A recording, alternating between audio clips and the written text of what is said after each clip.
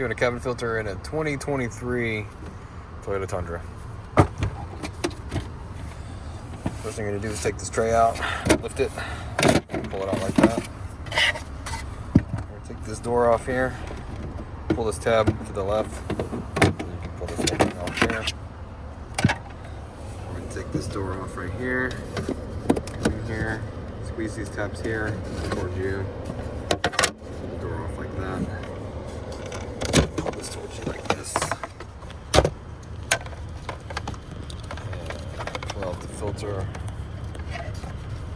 So it's pretty dirty. It's your new aftermarket filter. Normally these are labeled with airflow direction, so it's going to be down.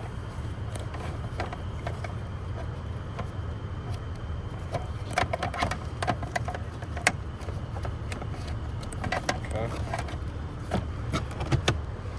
Now when you go to stick this back in here, you need to make sure it goes in all the way to the back. Okay, so if you just stick it in here like this, it might not work. It needs to go all the way in there because the store has these feet on there. You'll better get the door on if you have it incorrectly installed. Put it on the left first, snap it like that. Cover, the left side goes in first, then we just snap it in here. Same thing with your storage tray.